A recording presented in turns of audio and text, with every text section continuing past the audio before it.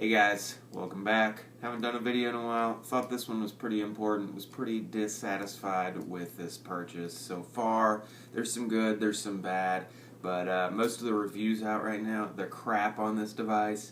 I watched a lot of them before I purchased it, and then when I got it, I was like, what the fuck?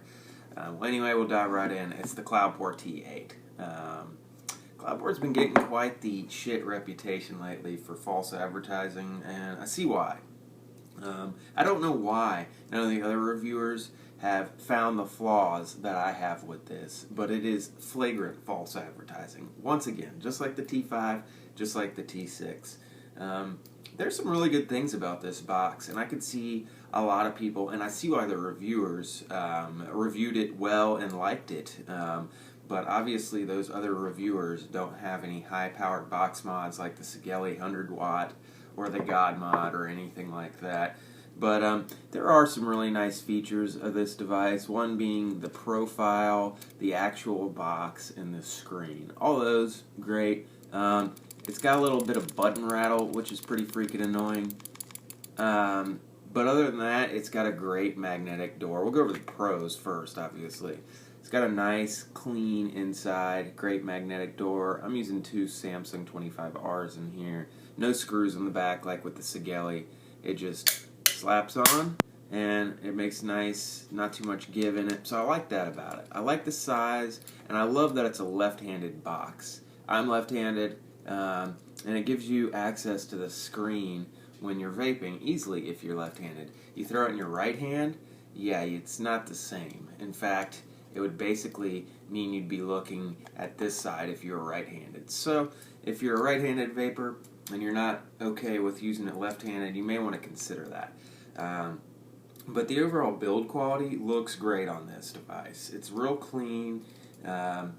It's small. It's definitely smaller than the Sigelei 100-watt side by side. Let's a little bit smaller, I should say, than the Sigelei 100-watt, and both the width and the height. But you know, that's where the pros stop for this box with me, guys, and this is where the cons start. False fucking advertising, like a motherfucker.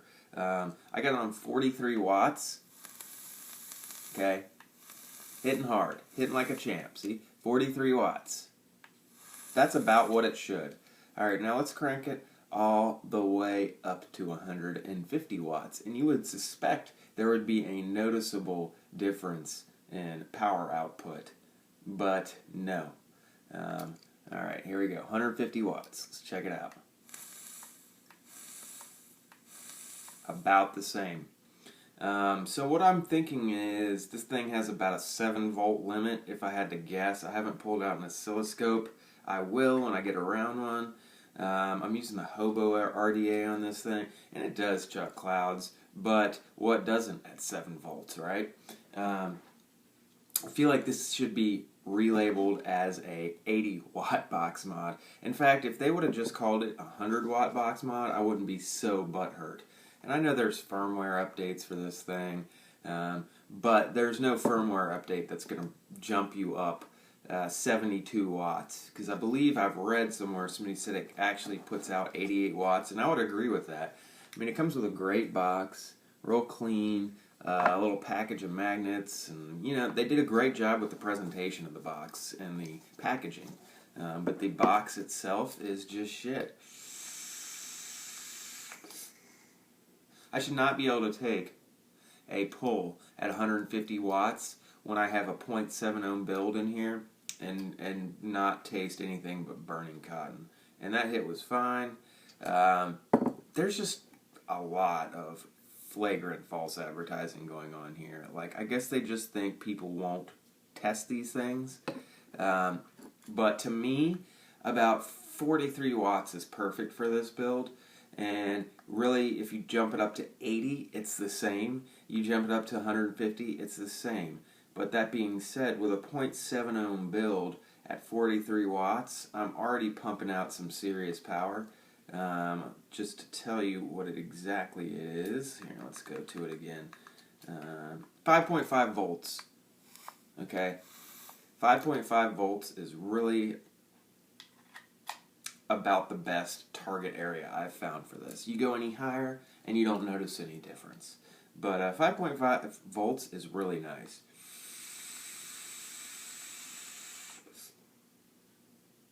And it is a nice box. For those of you that don't need 150 watts and don't mind a little bit of button rattle, this box will be great for you. But the fact of the matter is, it should be labeled as an 80 watt box mod, or 100 at the most. It's definitely not 150. So that kind of pissed me off. I was hoping it would be a little more powerful than the Sigelei 100 watt, but it's not even close. The Sigelei 100 watt puts this 150 watt box mod to shame, and I wanted to make sure I got a review out there so you guys know exactly what you're getting before you buy it. One good thing about this thing, I haven't had any trouble with the chip protection kicking in, meaning it's got a temperature gauge for the chip in here, and once it gets up to a certain temperature degree, it will shut itself off to protect the chip. Well, it hasn't shut itself off once on me since I've had it in a few days. And that's a good thing, because I know the T5 and the T6 were plagued with this. But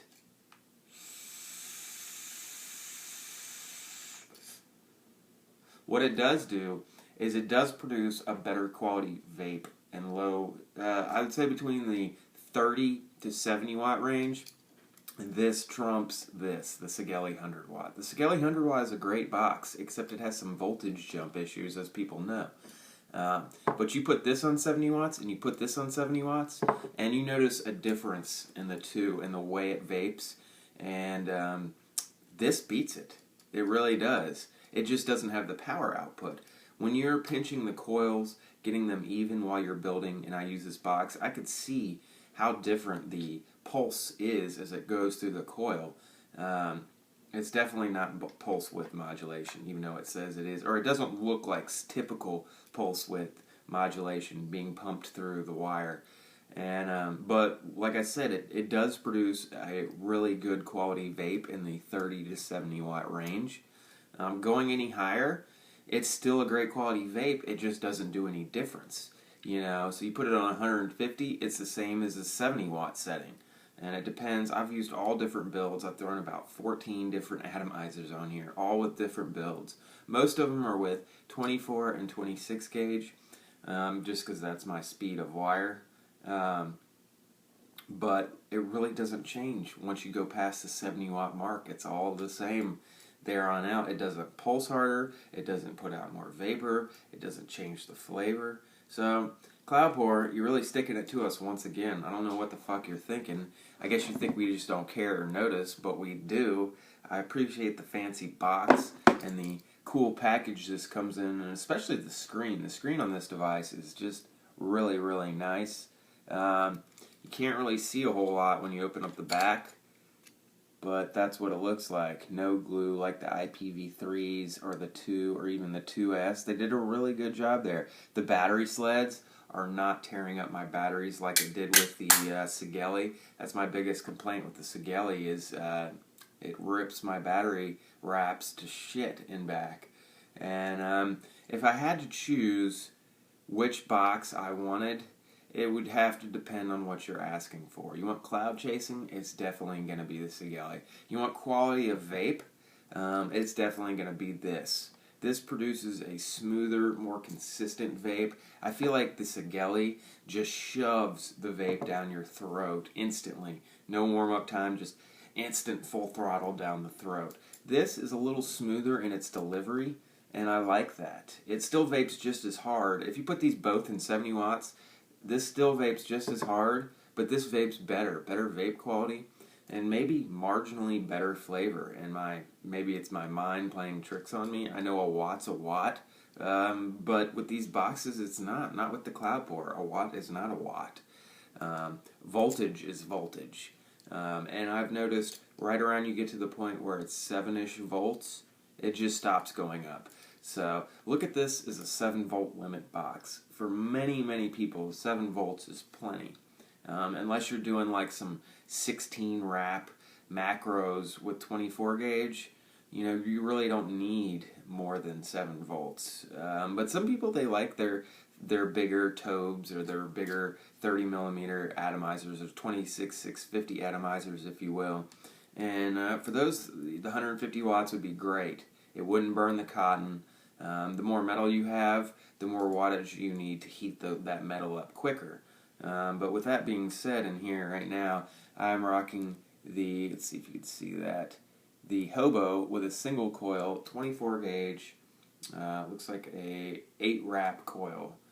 Comes out to 0.71, and that's one thing I do like about this. It has accurate voltage, or I'm sorry, accurate ohm readout. So it says 0.72 is my ohmage on my coil, and my meter read 0.71. So it goes down to the 100th. That's a nice feature that you don't see on any other boxes. But again, back to the flagrant false advertising. I would have loved it. I would have still bought it if they would have marketed it as an 80 watt or 100 watt box mod. And if they did it at 100 watts, like the T6, they wouldn't have all these people that are about to be pissed off and return these fucker things. So, you know, am I going to return it? Probably not, just because I'm a box mod fiend and I like to collect boxes. I mean, I've got like 7 regulated boxes alone. My favorite is still probably my Vapor Shark. And the funny thing is, this 30 watt Vapor Shark can pump out more volts than both of these boxes, and it does it better. So remember guys, wattage a lot of times is just a number. Doesn't really mean anything. You got to look at the device's voltage output limit. And the DNA 30s and the DNA 40s, they use a single battery, and they can do more than these cheap Chinese boxes can, which to me is awesome. Props to DNA or Evolve for doing it.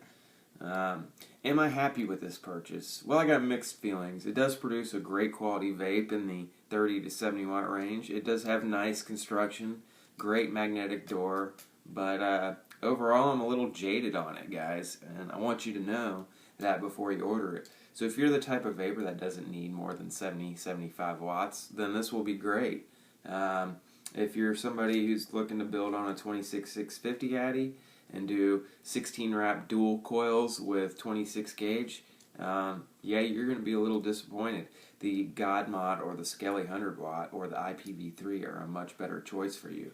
But if you're a casual vapor, or you just want something that looks cool with good battery life, then this one is not too bad. On a full charge with these Samsungs, I got 309 pulls on the puff meter. So it gets decent battery life, and one thing I do like about this box is the battery gauge is in percentage, but unlike the Sigelei, you get around to about 20% on the Sigelei. It tells you to check battery, or you're forced to lower your voltage / wattage so it can accurately pull the power out of the batteries. Not with this box. The Cloudpore goes all the way down to 0 and fires all the way down to 0, no matter what wattage mode you're in, which is a great feature, Cloudpore. You did it right. So I'm not sure which one I get more battery life out of, but I'm thinking probably the Sigelei by just a hair. So it looks like the SX350 chip is a little more efficient, at least with my opinion, than the Cloudpore T8, but not by much. Not by much at all. And the puff counter is a great feature. I really do like it. I had no idea how much I was vaping until I got this puff counter, but a lot. I took 300 pulls off this box alone yesterday, and like I said, I've got many boxes, and I pull from them all. So I probably take about 600-700 drags in a day. I mean, I do work at a vape shop, so take that into consideration. I basically sit around and vape all day. Overall, I'd give this thing a C+, and if they would just have accurate voltage and wattage output on this thing, I would give it an A-. The only thing I'd give it a minus for, those rattly buttons that annoy the shit out of me. I don't think there's anything you can do to deaden them. There's too much give in the button, but they are nice and clicky. And they do have a cool screen when you turn it back on. So there's definitely some pros to the Cloudpore. But that one con just totally kills it for me, guys. Sorry, but I do not recommend buying this box if you are a person who expects 150 watts out of this. And what they really advertise it as is 150 stock upgradable to 200 watts. Now, what I'm curious is if you do the 50 watt firmware update, which I'm scared to because I know they fried a lot of the T5s with the first firmware update, will it even bring it up to 150 then? And I doubt it at the way it's looking. But if you're okay with just using 70 watts like 99% of the world is, then this box is a great choice. It's not. I got a great deal on this. I think I paid $90 for this thing, and I got it the week it was released. It was through a group buy. So I can't put a link down below because the group buy is closed, guys. But look around, you can get these things cheap. I mean, I'm in the U.S. and this thing was $90 shipped. It came with a package deal. I got this in a ZNA 50 from Cloudport all together in a group buy for $150. And I believe the guy told me the breakdown was $60 for the ZNA and $90 for the T8. And this is the first batch. Hopefully they'll get these issues resolved or maybe do a recall, because I would definitely send this thing back if they could fix it. So, Cloudport, if you're listening, watching, or even give a fuck, quit false advertising to people. People like me, we notice. People who have 100 watt box mods are going to buy this and go, weak fucking sauce, because it doesn't even keep up with 100 watt, yet it's advertised as 150. Do I like it? Yeah, I like it, and I'm using it, and it produces a great quality vape, especially around 30 to 70 watts, like I keep saying. So if you're okay with that, buy it. If you just want something that looks cool, the fancy screen, and you're a left-hander, this is a great choice, because I'm left-handed, and it's pretty solid being able to just look at the screen anytime I have it in my hand, unlike the Vapor Flask or even the Vapor Shark, where I constantly have to tilt it over and look at it diagonally sideways. And I know you can flip the screens on these. But anyway, thanks for tuning in. Check you guys later.